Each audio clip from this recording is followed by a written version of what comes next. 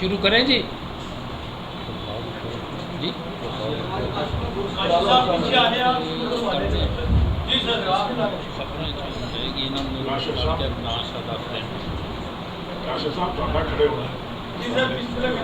بسم اللہ الرحمن الرحیم۔ مجلس احرار اسلام پاکستان کی دعوت پر مختلف مکاتب فکر اور دینی جماعتوں کے سرکردہ رہنماؤں کا یہ مشترکہ اجلاس پارلیمنٹ میں اسلامی جمہوریہ پاکستان کے کسی غیر مسلم شہری کے اسلام قبول کرنے کو مختلف شرائط کے ساتھ مشروط کرنے کے لیے پیش کیے جانے والے بل کو شرعی احکام، شہری حقوق اور دستور پاکستان کے منافی قرار دیتے ہوئے مسترد کرنے کا اعلان کرتا ہے، اور پارلیمنٹ کے معزز ارکان سے مطالبہ کرتا ہے کہ وہ پاکستان کے اسلامی تشخص اور دستور پاکستان کی پاسداری کرتے ہوئے اس بل کو نامنظور کرنے کا واضح فیصلہ صادر کرے۔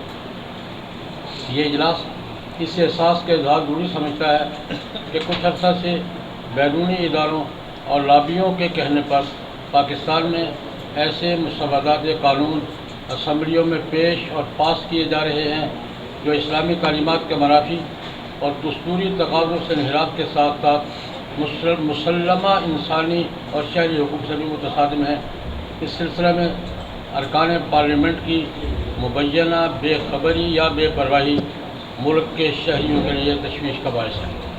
مثلا نئے متنازع اوقاف قوانین، گھریلو تشدد کی روک تھام کا بل، بچوں پر تشدد کے حوالے سے سامنے آنے والا بل، اور یورپی یونین کی مداخلت پر تحفظ ختم نبوت کے قوانین اور تحفظ ناموس رسالت صلی اللہ علیہ وسلم کے قوانین میں مبینہ ترامیم کی تجویز سر فہرست ہے، جس سے ملک کے دینی حلقے اور عوام اپنے اضطراب اور بے چینی کا بار بار اظہار کر چکے ہیں۔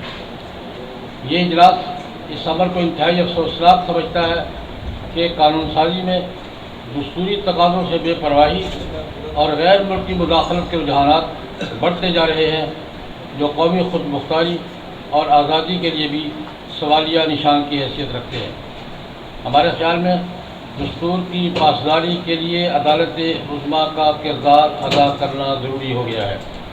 یہ اجلاس دستور پاکستان کی وفاداری اور پاسداری کا حلف اٹھانے والی شخصیات، اداروں اور حکام کو یاد دلانا چاہتا ہے کہ پاکستان کے نظریاتی تشخص، تہذیبی شناخت اور دستور پاکستان کا تحفظ ان کی سب سے بڑی ذمہ داری ہے، اور قوم ان حوالوں سے ان سے دو ٹوک کردار کی توقع رکھتی ہے۔ یہ اجلاس ملک بھر کی دینی اور سیاسی جماعتوں سے اپیل کرتا ہے کہ وہ اسلامی اقدار و روایات اور تہذیب و ثقافت کے تحفظ کے لیے مشترکہ قومی جدوجہد کا راستہ اختیار کرے، اور اس کے لیے دینی جماعتوں کی اعلیٰ قیادتوں کا مشترکہ اجلاس فوری طور پر منعقد کیا جائے۔ قوم کو موجودہ تضاد اور بے یقینی سے نجات دلائی جائے۔ یہ اجلاس افغانستان سے غیر ملکی فوجوں کے انخلاء اور امارت اسلامی افغانستان کو اقتدار کی پرامن منتقلی اور پورے ملک پر امارت اسلامی کے کنٹرول کا خیر مقدم کرتا ہے، اور دنیا بھر کی انصاف پسند حکومتوں، بالخصوص مسلم ممالک اور علالخصوص اسلامی جمہوریہ پاکستان سے مطالبہ کرتا ہے کہ وہ امارت اسلامی افغانستان کو فوری طور پر تسلیم کرتے ہوئے افغانستان کی تعمیر اور استحکام کے لیے بھرپور اقدامات کا اعلان کرے۔ یہ اجلاس امارت اسلامی افغانستان کو پرامن اور بھرپور پیش رفت پر مبارکباد دیتا ہے اور مکمل تعاون و حمایت کا اظہار کرتا ہے۔ یہ اجلاس فیصلہ کرتا ہے کہ کل 24 ستمبر جمعۃ المبارک کو ملک بھر میں یوم احتجاج منایا جائے گا، جس میں خطباء کرام ملک بھر میں ان مسائل پر جن کا اوپر ذکر ہوا ہے، بالخصوص تبدیلی مذہب کے مجوزہ قانون پر احتجاج کریں گے اور دینی پوزیشن اور موقف واضح کریں گے انشاءاللہ۔ بہت شکریہ جی۔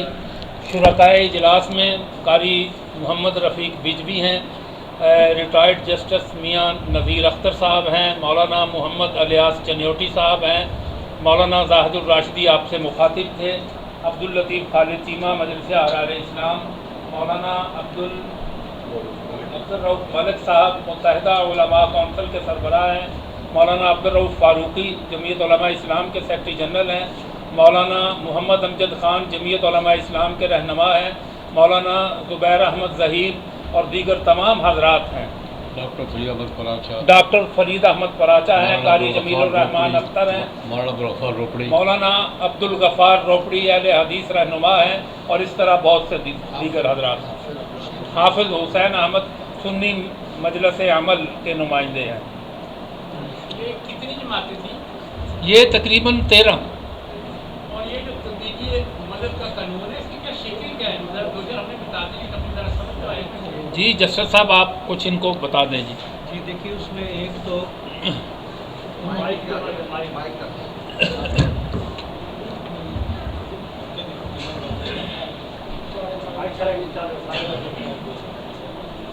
اس قانون میں ایک تو انہوں نے ایڈلٹ کی تعریف یہ کی ہے کہ ہر وہ شخص جس کی عمر 18 برس ہے وہ ایڈلٹ ہے، اور اس سے کم عمر کا جو ہے وہ بچہ ہے۔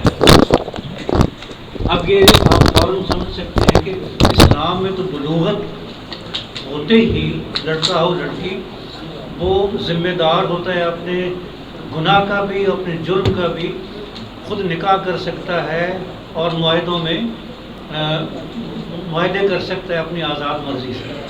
اب بچہ وہ نہیں ہے، اس کو بچہ رکھ کر اور پابندی لگا دی کہ 18 برس کی عمر تک وہ اسلام قبول نہیں کر سکتا،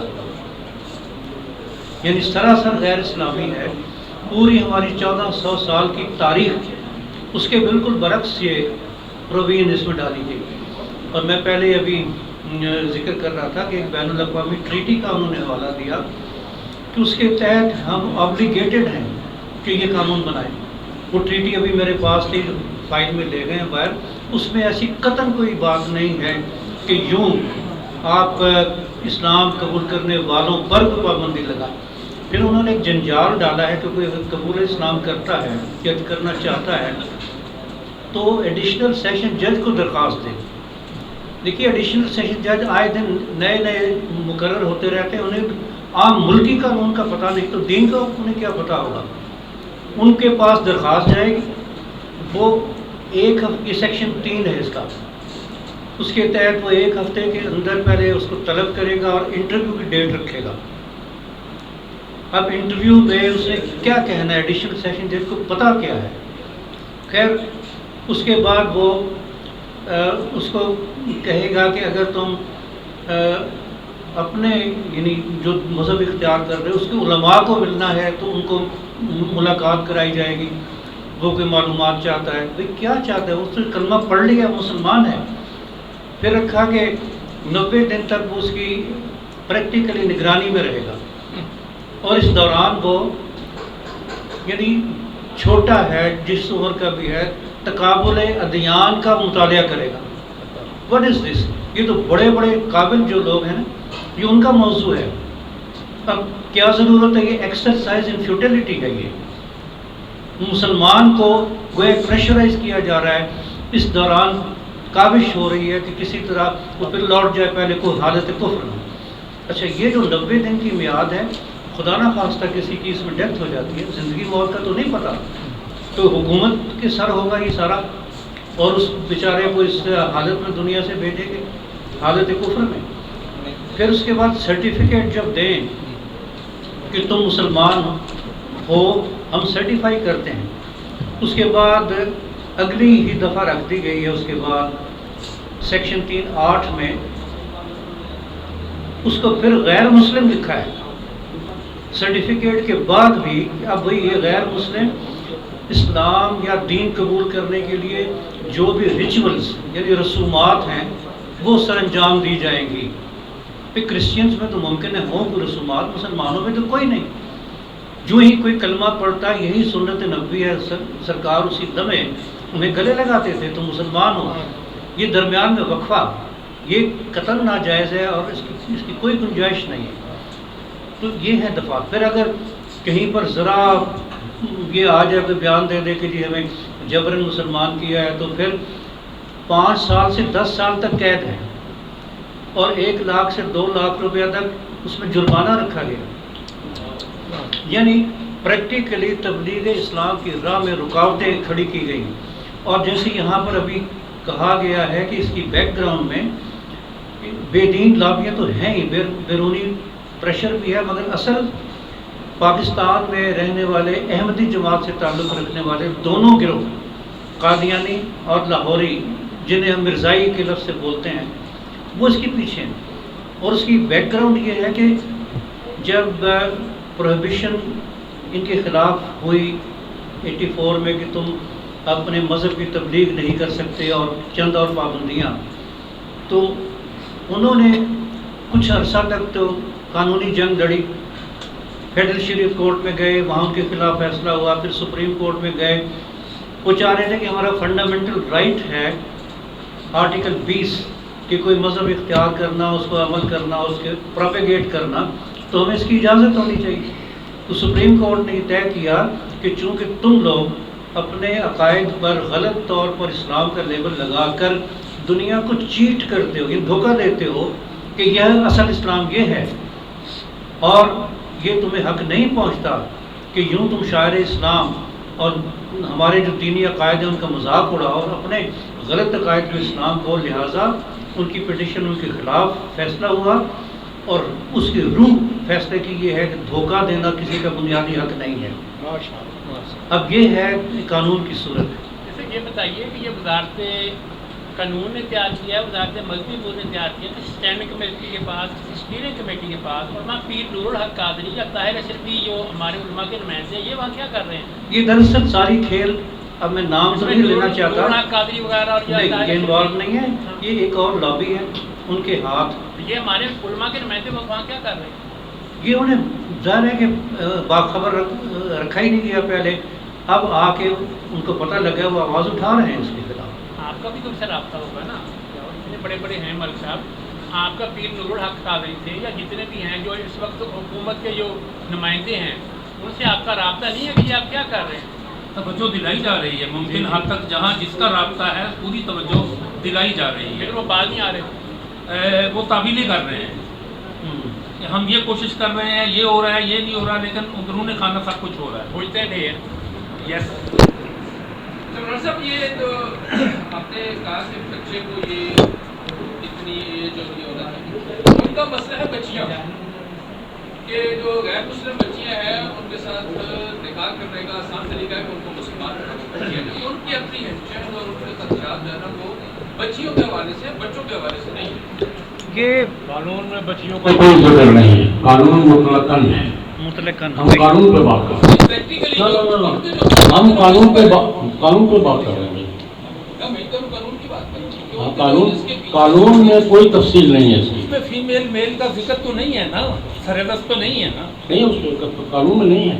قانون تو اسی پر بات کی جائے گی نا. قانون سب کے لیے یکساں کیا جا رہا ہے میرے بھائی. قانون میں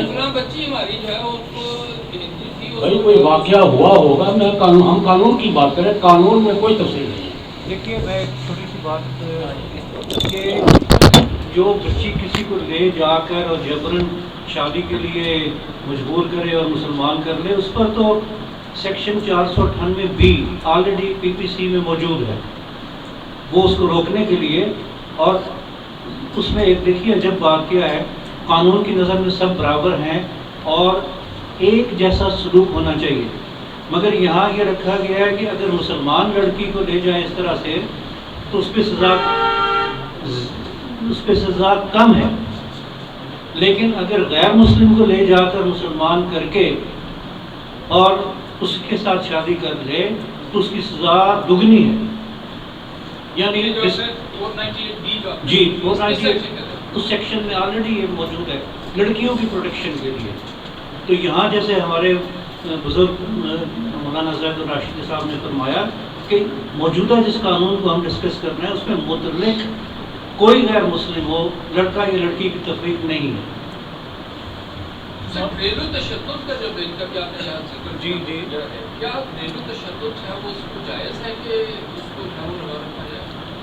ایسا ہے کہ تشدد کی اگر یہ تعریف آپ پڑھ لیں نا اس میں، تو اس میں یہ کہا ہے کہ ایک فاصلے سے اگر آپ دھمکی بھی دیں نا تو یہ نفسیاتی اور ذہنی اور ایموشنل وہ دباؤ ہے اور یہ تشدد ہے کہ میں تمہیں ماروں گا، میں تمہیں سیدھا کر دوں گا.